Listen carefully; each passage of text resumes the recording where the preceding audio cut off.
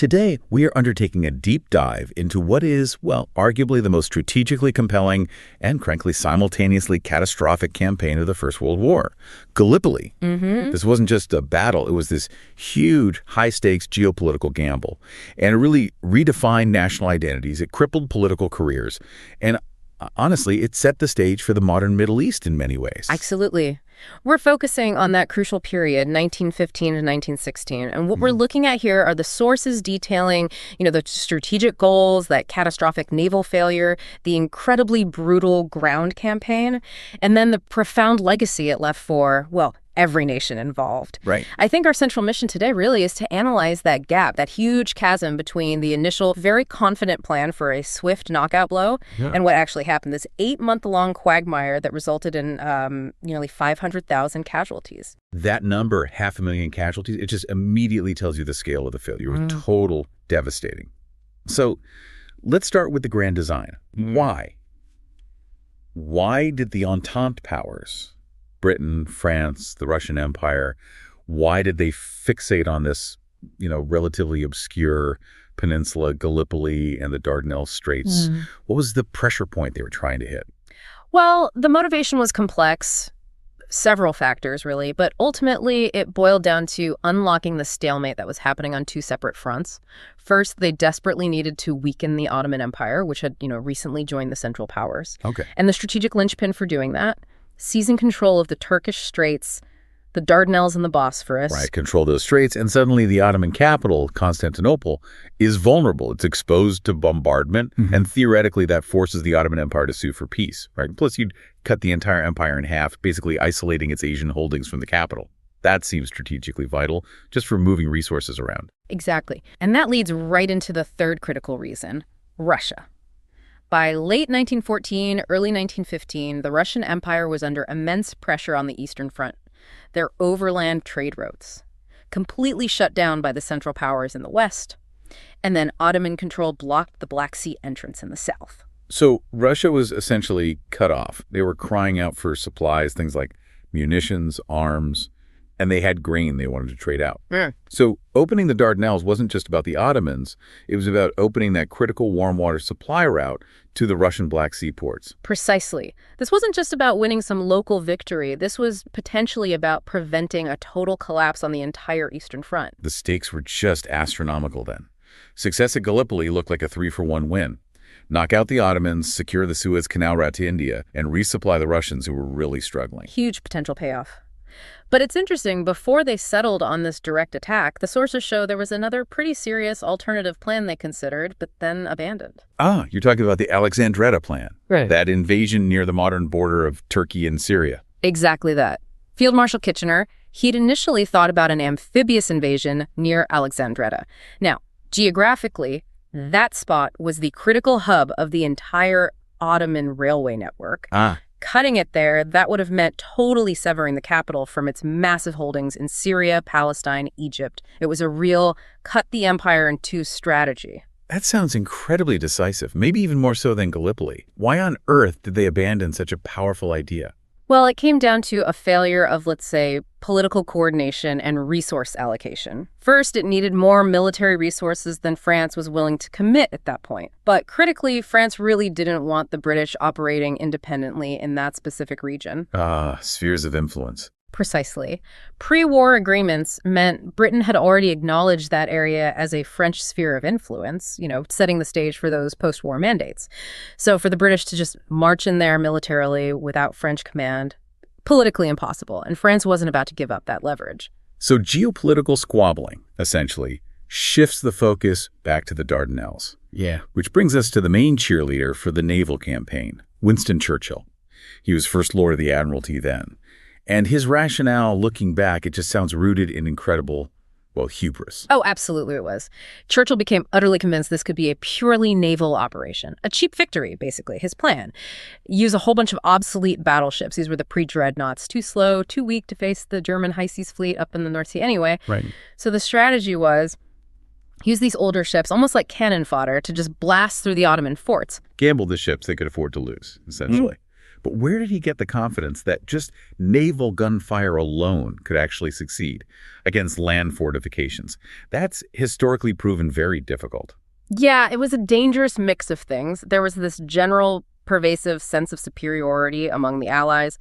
They saw the Ottoman Empire as the sick man of Europe, right? They just expected its defenses to crumble easily. And they based their logistics partly on, well, frankly, erroneous reports about Ottoman troop strength. Underestimation. Huge underestimation. Plus, naval doctrine at the time, maybe influenced by some earlier successes in minor fights, sometimes really overestimated a ship's power against fixed, well-placed land artillery. They genuinely thought sheer weight of fire would just overwhelm the defenders. A massive strategic miscalculation, just fueled by historical bias and wishful thinking. And this just sets the stage perfectly for the definitive failure on March 18th, 1915. It really was a disaster waiting to happen. The Entente fleet, it looked powerful on paper, 18 battleships plus support vessels. They started the main push against the narrowest point of the Dardanelles. And initially, they felt encouraged. Ottoman artillery fire started to slacken off. They even intercepted a German wireless message suggesting the Ottoman forts were almost out of ammunition. Oh, wow. They thought they were literally minutes away from victory. A tantalizing moment. Just pure false hope, though, concealing the real danger. Exactly. Because what they didn't fully appreciate was the state of their minesweeping. The primary defense against mines were these trawlers manned by civilian fishermen, and they had retreated under what little Ottoman fire remained, so the path wasn't clear. And what the massive fleet completely failed to detect was the hidden hand of the Ottoman mine layer, the Nusret. The Nusret. 10 days earlier, under cover of darkness, the Nusret had secretly laid a new perpendicular line of mines, right in the area where the advancing battleships were making their turns to maneuver in the channel. So the mines weren't just scattered randomly. They were placed with tactical precision right where the ships would turn. It was an absolutely brilliant piece of tactical planning by the Ottoman forces, and the results were instantaneous, horrific. The French battleship Bouvet hit a mine, capsized in under 2 minutes, just gone.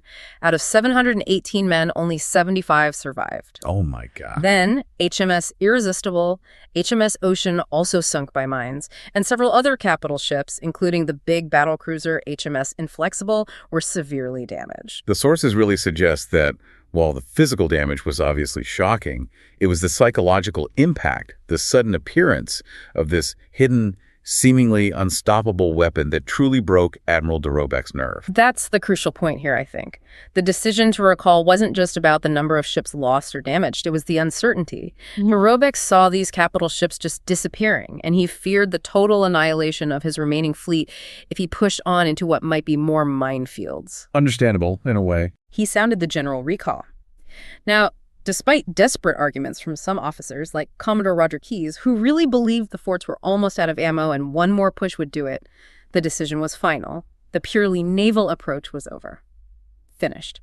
The moment that last warship turned back, the entire nature of the campaign shifted, didn't it? The only path left, the only way they thought they could succeed, was a full-scale land invasion, designed specifically to knock out those mobile artillery guns that had made clearing the mines impossible for the Navy. Exactly.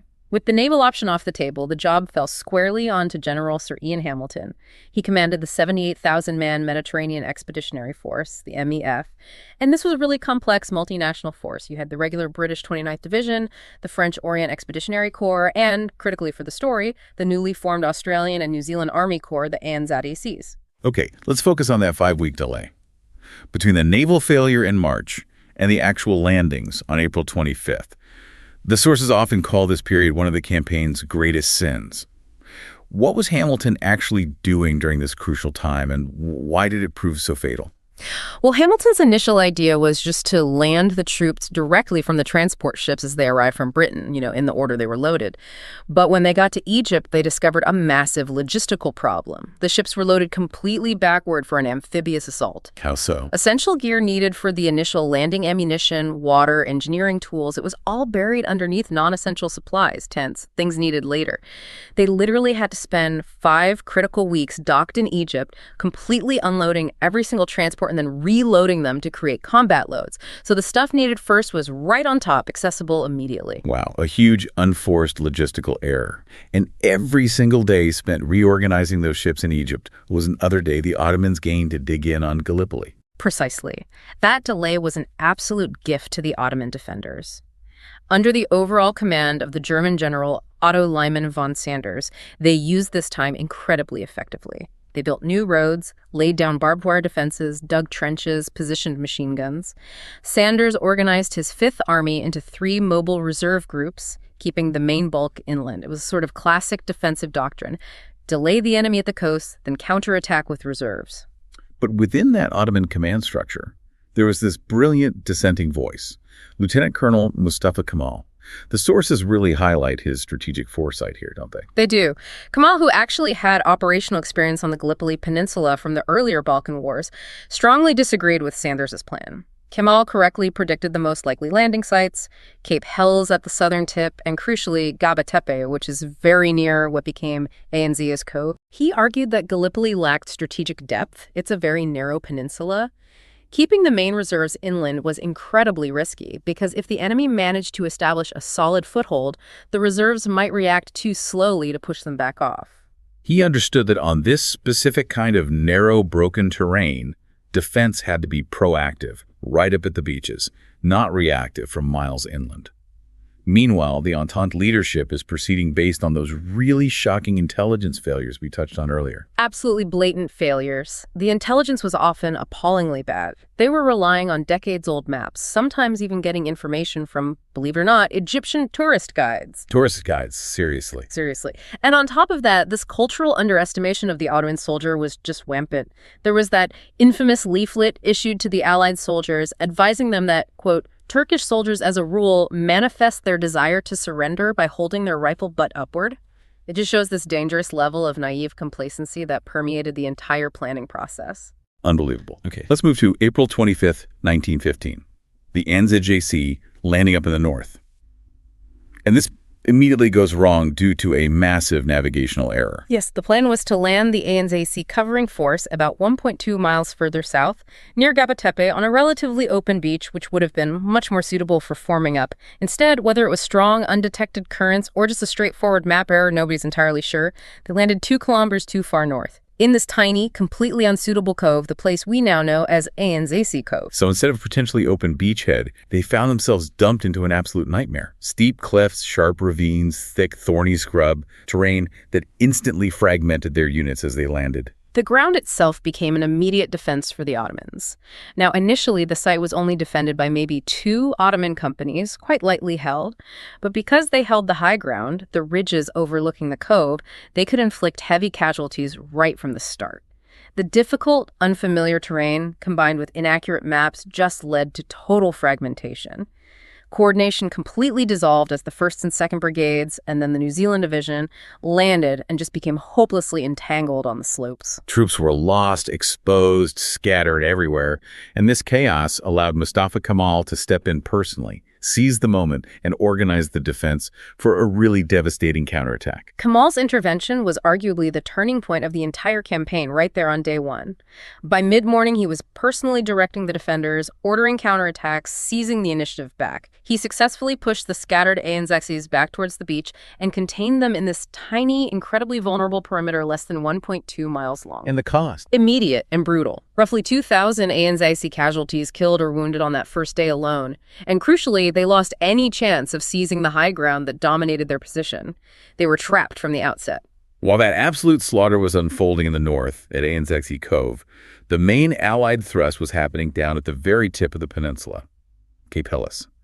This is where the British 29th Division landed at 5 designated beaches. That's right. And V Beach became the central tragedy, the absolute focal point of the carnage at Helles. To try and get troops ashore quickly and in bulk, they used this converted collier, the SS River Clyde. The plan was to run it aground right beneath the old Sadul Baher fortress, and then troops would disembark down ramps and gangplanks onto the beach. But the moment those ramps dropped, the men became perfect targets. They faced devastating concentrated machine gun and rifle fire from the Ottoman positions, which were well dug in, concealed, and had the beach perfectly sighted. It was an absolute meat grinder. There's one horrific detail that just sticks with you from the sources. Of the first 200 soldiers, mostly Royal Munster Fusiliers and Royal Dublin Fusiliers who tried to get off the River Clyde down those flimsy ramps into the water, Only 21 men reached the beach alive. 21 out of 200. They were just mown down in the shallow water, an unimaginable scene. It's just this image of immense bravery meeting absolute unavoidable futility. Yet, just a short distance away at W Beach, the Lancashire Fusiliers managed a breakthrough that seems almost miraculous by comparison. How did they succeed where V Beach failed so terribly? It seems it was down to sheer bloody-minded determination. It became known as the Lancashire Landing. They basically overwhelmed the defenders through ferocious assault, despite losing 600 casualties out of the 1,000 men who landed, an incredibly high price. Still horrific losses. Terrible losses, but they secured the beach. And this singular, ferocious effort was recognized with 6 Victoria Cross Awards. 6 VCs on one beach in one day. It just speaks volumes about the individual sacrifice required to take even a few yards of enemy ground that day. This incredible resistance, the sacrifice on both sides, it brings us back to Mustafa Kemal, and specifically that legendary command he gave to the 57th Infantry Regiment, the unit directly opposing the landings. It really sums up the desperate commitment of the Ottoman defense, doesn't it? It absolutely does. His order to the 57th is one of the most defining and frankly chilling phrases of the entire campaign. He told them, quote, "I do not order you to fight, I order you to die. In the time which passes until we die, other troops and commanders can come forward and take our places." Wow. It was a cold, brutally effective calculation. Sacrifice this regiment to buy time, ensure the Entente could not break out quickly. And the sources confirmed the terrible cost of that specific command. Yes. Every single man of the 57th Regiment was later listed as either killed or wounded in the subsequent fighting. Their sacrifice absolutely solidified the Ottoman defense in that crucial sector, contained the immediate threat, and proved beyond any doubt that the Ottoman forces were neither outdated nor easily intimidated. By the end of April 1915, that initial Allied gamble had definitively failed. The war here had transformed from what was meant to be a lightning strike into a static, bloody siege. So by the beginning of May 1915, the situation settles into this grim, classic World War I stalemate. You've got trenches, barbed wire, machine guns dominating everything. But instead of the mud of Flanders, it's transposed to the burning, dusty scrubland of Gallipoli. Exactly. And the Entente forces, now stuck on these narrow beachheads, were immediately focused on trying to capture the critical high ground that dominated their positions. The early attempts to break out, particularly from Hellas, became known as the First, Second, and Third Battles of Krithia, and they were just devastating failures of pure attrition. They were aiming for the village of Krithia and, more importantly, the commanding heights of Achibaba, weren't they? Why were those specific points so crucial? Because capturing Achibaba, that ridge, would have given the Entente artillery positions that could finally suppress the remaining Ottoman fortifications guarding the Narrows. It would have potentially cleared the way for the fleet to finally pass through the Dardanelles. That was still the ultimate goal. But it never happened. Never came close. Each assault, often launched with inadequate planning, not enough artillery support, just slammed into heavily entrenched Ottoman defenders. Thousands of casualties on both sides for virtually no tactical gain. Just yards of ground-changing hands sometimes. And the Ottomans, in turn, they tried their own massive coordinated assault, didn't they? Trying to drive the ANZACs into the sea. They did. On May 19th, they threw around 42,000 Ottoman troops against the much smaller ANZTIC force, about 17,000 defenders. It was a tactical failure for the Ottomans. They didn't break the line, but it came at a tremendous cost to them.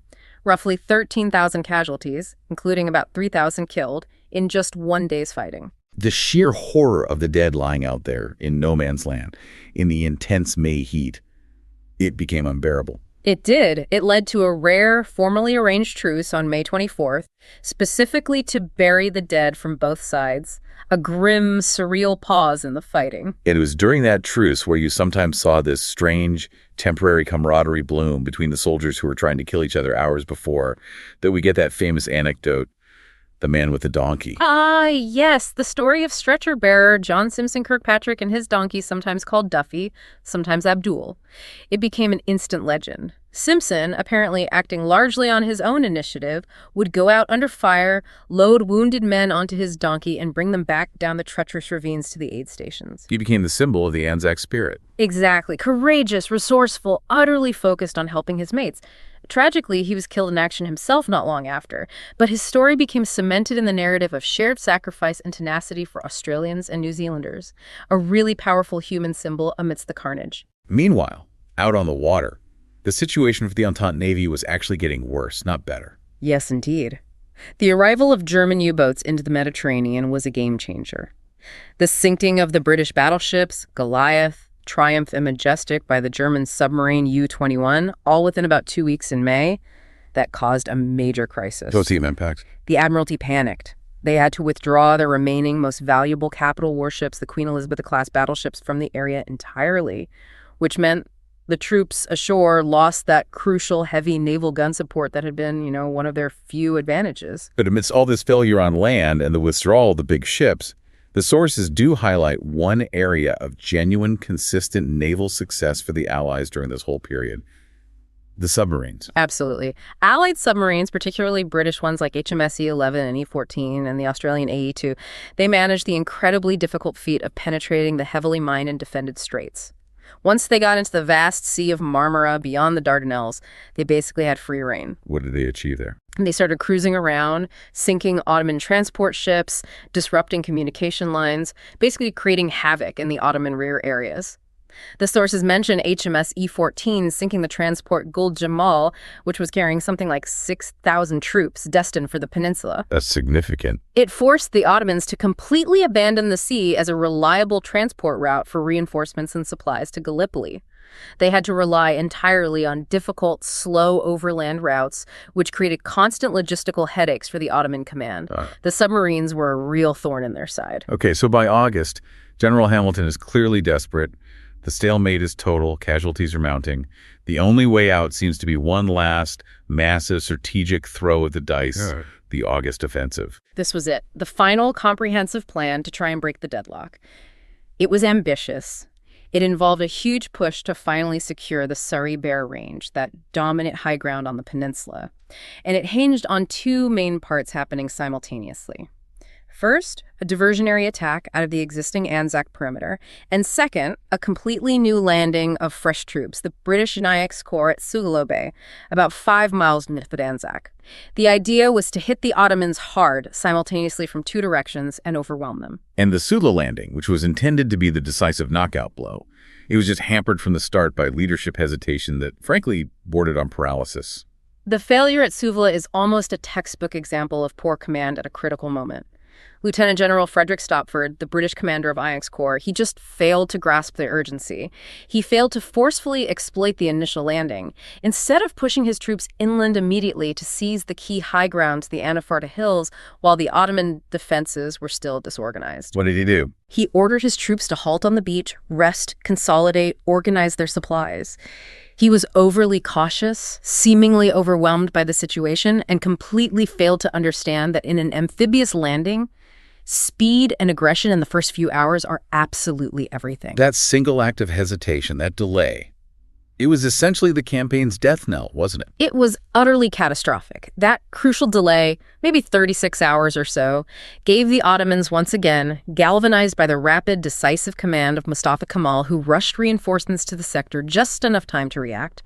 They occupied the strategic Anafarta Hills, overlooking the bay, dug in and quickly contained the landing. What was supposed to be this dynamic, decisive breakthrough instantly devolved into, you guessed it, another static trench warfare sector, just like Anzac and Hells. Unbelievable. And meanwhile, the complementary attacks out of the Anzac perimeter, while incredibly fierce, also ultimately failed to secure the main heights. Yes. Now, the diversionary Battle of Lone Pine, that was actually a tactical success for the Australians, though horrifically costly. They captured the main Ottoman trench line there in some of the most brutal, close quarters fighting imaginable hand-to-hand combat in pitch-dark tunnels. But the main assaults, the ones aimed at the key peaks of Chunuk Bair and Hill 971, ultimately failed. The New Zealanders did briefly take Chunuk Bair, didn't they? A fleeting success. They did. For about 2 days, New Zealand troops held the summit of Chunuk Bair, offering tantalizing views right down to the Narrows. It was the closest the Allies ever came to strategic success. But the hold was temporary, and it was Mustafa Kemal again, personally leading the counterattack that finally settled the fate of the entire offensive. Yes, on August 10th, Kemal led a massive, decisive Ottoman counterattack that literally swept the New Zealanders and supporting British troops off the summit of Chunuk Bair. The casualty figures for the main unit involved, the Wellington Battalion, are just staggering. Of the 760 men who reached the summit, 711 became casualties. 711. The sources are quite clear on this. The moment the Ottomans recaptured Chinook Bear, the Entente's last, best chance of victory at Gallipoli was gone, lost forever. So from this point, August 1915 onwards, the narrative shifts entirely, doesn't it? It's no longer about grand strategy or offenses. It's just about the simple, grim endurance of sheer misery for the troops stuck there. The conditions became absolutely nightmarish. The summer heat brought this plague of flies, millions of them, breeding on unburied corpses in open latrines. Disease just ripped through the camps. Dysentery, typhoid, paratyphoid were rampant due to the poor sanitation and contaminated water. And then the weather turned. Violently. Autumn brought gales, then freezing rain, and finally in late November, a freak blizzard hit the peninsula. Men who had endured the scorching summer heat were now freezing to death in waterlogged trenches. Flooding washed away positions. Frostbite and trench foot added to the already horrific toll of disease and battle casualties. It was hellish. This combination, the obvious military failure, coupled with the horrific mounting human cost, inevitably generated intense political pressure back home in London, right? Right.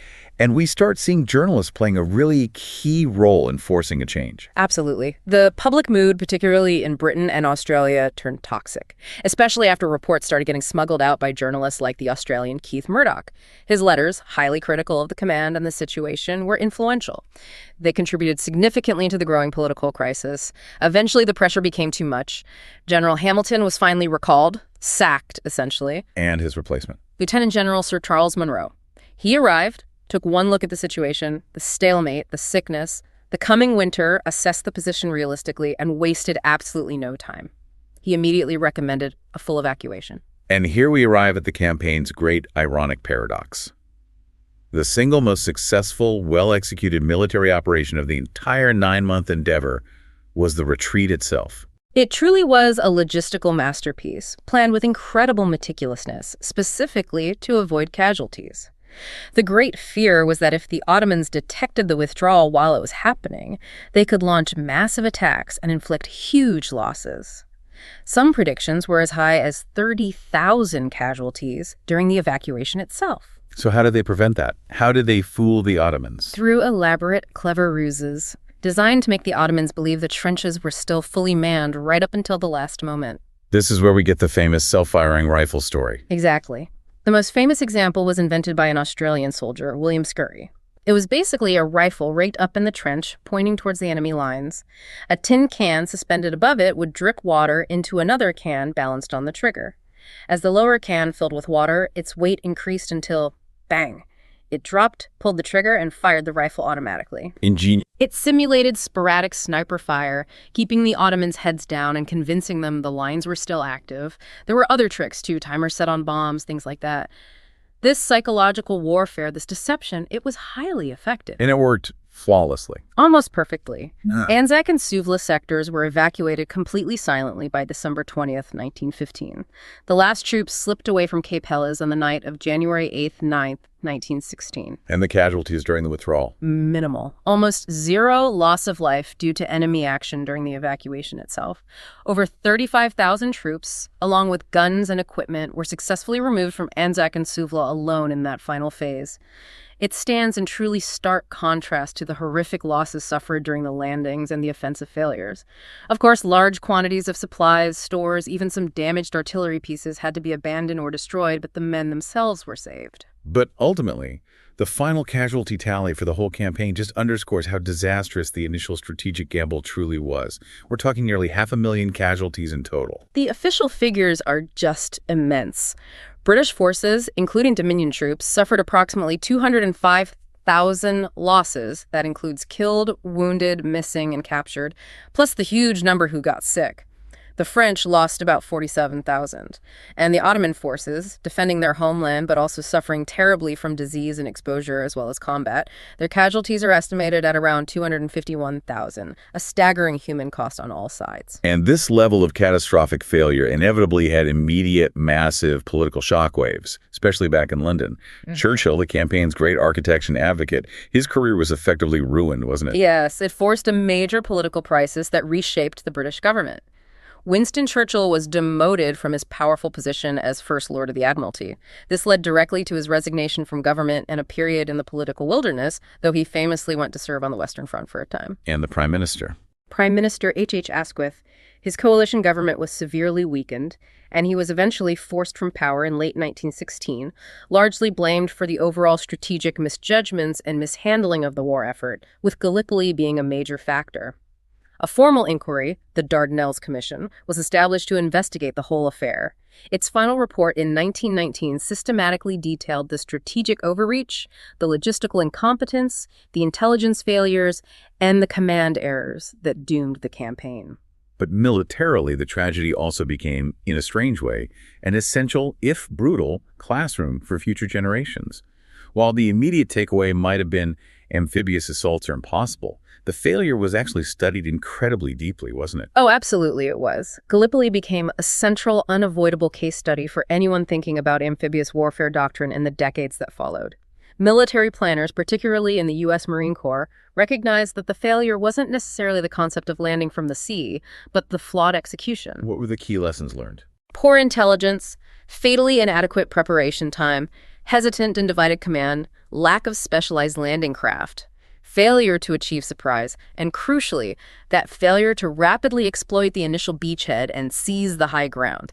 The lessons were all there, written in blood. And we can genuinely see the influence of those hard-learned lessons in the planning for major amphibious operations in World War II decades later, like Normandy or the island-hopping campaign in the Pacific. Definitely. The U.S. Marine Corps, in particular, studied Gallipoli meticulously as they developed their amphibious doctrines in the interwar years. They realized that hesitation kills, they developed specialized landing craft, emphasized speed, advocated for unified air-naval land command and control, unlike the disjointed efforts at Gallipoli, and stressed the absolute necessity of overwhelming fire support and securing the vital ground instantly upon landing. And Normandy. The strategic planners for D-Day certainly had Gallipoli's ghosts in mind. The need for meticulous planning, achieving tactical surprise if possible, maintaining absolute naval and air supremacy over the landing zones, ruthlessly suppressing coastal defenses before the troops hit the beaches, and ensuring that the complex logistical train was organized for immediate combat effectiveness, avoiding that crippling 5-week delay that plagued the MEF in Egypt. In many ways, Gallipoli served as a bloody blueprint of exactly what not to do. #outro. When you step back and look at the Gallipoli campaign, it really is a singular moment in modern history, because its legacy is defined by these two diametrically opposed, yet equally profound national births, or rebirths maybe. That's a very good way to put it. For the Ottoman side, soon to be Turkey, the defense of Gallipoli, or Çanakkale as they call it, was an absolutely indisputable and transformative victory. It's revered as a defining moment in the defense of the Turkish motherland against overwhelming odds. And of course, it thrust Lieutenant Colonel Mustafa Kemal into the national spotlight, confirming his reputation as a brilliant, decisive military leader. That victory really paved the way for him to eventually lead the Turkish War of Independence and become Mustafa Kemal Atatürk, the founder and first president of the Republic of Turkey. And that phrase, Çanakkale geçilmez. Çanakkale is impassable. It became and remains an incredibly powerful source of national pride and identity in Turkey. And then on the other side, for Australia and New Zealand, who actually contributed just a portion of the total Entente force, the significance is perhaps even deeper culturally. It seems to define their very sense of self even today. It's almost universally recognized in both countries as their baptism of fire. The moment their young nations stepped onto the world stage, perhaps naively, and forged a unique national consciousness through shared hardship and sacrifice. This idea of the Anzac spirit embodying courage, endurance, initiative, sacrifice, and particularly mateship under extreme fire was born on those slopes. And the cost cemented it. Absolutely. The shared loss of over 8,700 Australians and nearly 2,700 New Zealanders killed in that relatively small, confined campaign space cemented this narrative.